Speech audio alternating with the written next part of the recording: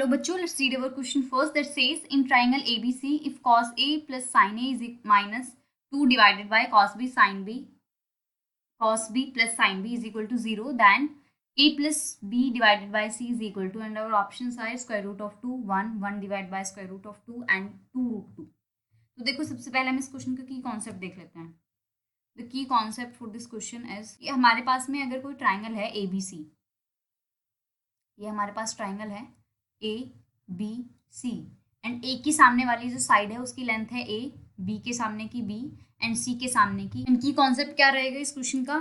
Sign rule. This is sine rule which says that sin A divided by A is equal to cos B divided by B and this is further equal to cos C divided by C. And इसी concept को use करते हुए हम अपने question को solve करेंगे. And our question is cos A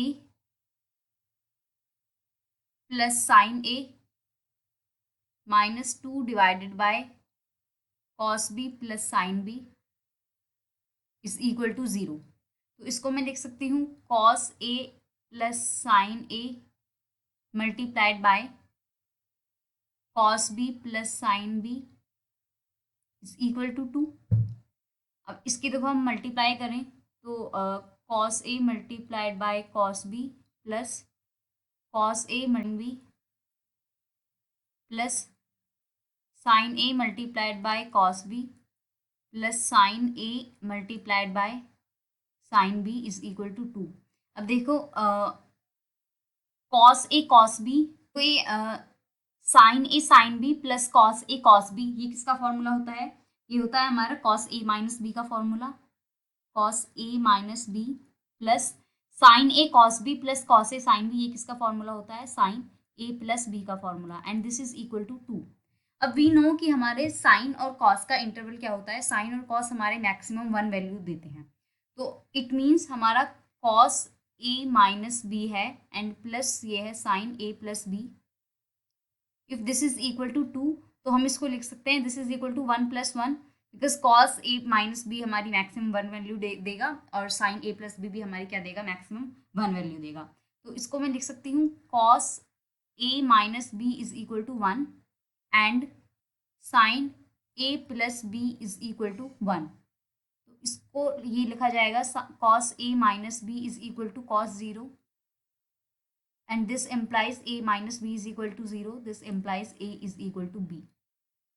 now देखो यहाँ से अगर मैं साइन A प्लस बी को लिखूँ तो sine A plus B is equal to sine 1 किसकी वैल्यू होती है? साइन पाई बाय 2 की वैल्यू. तो ये हो गया साइन पाई बाय 2. यहाँ से अगर मैं कंपेयर करूँ तो हमारी A प्लस बी की वैल्यू कितनी आ जाएगी? Pi by 2. And since A is equal to B है तो यहाँ पे हमारी 2A की वैल्यू कितनी हो गई? Pi by 2. And A is equal to B is equal to कितनी वैल्यू आ गई हमारी? Pi by 4. एंड अगर हमारे देखो हमारे ट्राइंगल का तीनों साइड्स का सम, आई मीन ट्राइंगल के तीनों एंगल्स का सम कितना होता है? 180.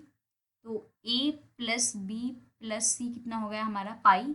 एंड A प्लस बी की वैल्यू कितनी होगी हमारी? A प्लस बी की वैल्यू होगी हमारी pi by 2 plus C is equal to pi. तो हमारी C की वैल्यू हो गई हमारी पाई डिवाइडेड बाय 2. अब हमें क्या फाइंड करना था? हमें फाइंड करना था A plus B by 2, sorry A plus B divided by C. तो हमें साइन फॉर्मूले की हेल्प से अगर हम लिखें तो sine A divided by A is equal to sine B divided by B and this is equal to sin C divided by C. Suppose this is equal to some constant K.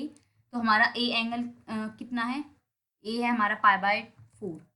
तो ये हो गया sin pi by 4 divided by A is equal to sin pi by 4 divided by B and this is equal to sin pi by 2 divided by C is equal to K. sin pi by 4 की value कितनी होती है? 1 divide by square root of 2 and divided by A, this is equal to 1 divided by square root of 2 divided by B, this is equal to 1 divided by C is equal to K. and let this K is equal to 1.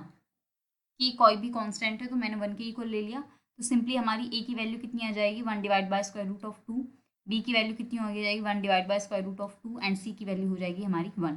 यहाँ पे K की value 1 नहीं, आप कुछ भी ले सकते हो उसकी मर्जी, अपनी मर्जी से, बट ये हमेशा वर्क करेगा. 1 क्या करेगा? हमारी चीज़ों को ईजियर कर देगा, इसलिए मैंने 1 लिया है.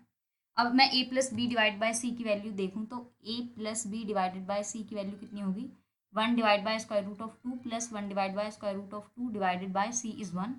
तो ये है हमारा 2 divide by square root of 2 which is equal to 1 divide square root of 2 divided by 1, this is square root of 2। तो हमारा ऑप्शन कौन सा हुआ करेक्ट?